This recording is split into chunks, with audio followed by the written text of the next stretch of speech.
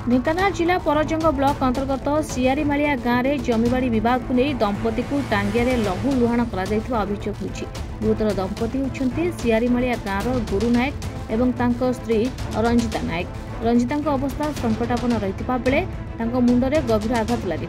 प्रथमे कामाख्यानगर और पर ढेंकानाल जिला मुख्य चिकित्सालय को स्थानांतर कर गाँव में घर ढिओ विवाद को नहीं बटिया नायक परिवार सहित गुरु परिवार मध्य बचेसा होता जहाँ रक्तपातर रूप धारण करथिला। एने कामाख्यानगर थाना अभियोग पर घटनास्थल में पुलिस पहुंची अधिक तदंत करुछि। गुरु नायक आज्ञा मो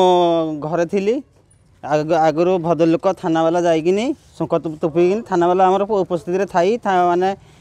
भद्रलोक गाँव बेहरा सभापति थाइकिनी बाड़ माने सुंक पदाला एबे सी बाड़ दौनी कि मु बाड़ देला बेलू मत कहला तो बाड़ देला हाणीदेवी मोर हिंदी खुला पड़ी थाऊ है कि आज्ञा मु बाहर फसल बाती किसी करें मोर एकुटिया घर मु बाहर को जाऊँगी किंतु मैंने बाड़ देवा अराजी सी मु बाड़ देले आज्ञा मु आम बारी भितर आम स्त्री छिड़ा होता है कि मुझे छिड़ा होती माने आम दुआरे मो स्त्री बारीपट अच्छी मो स्त्री कहला आम तो बाड़ दौचु तुम तो देलनी आउ तो कहीं जुक्ति करज ने तुम्हें बाड़ दबन कि मुझे बाड़ देनी मोर खुला पड़ो से स्त्री गोटे टांगिया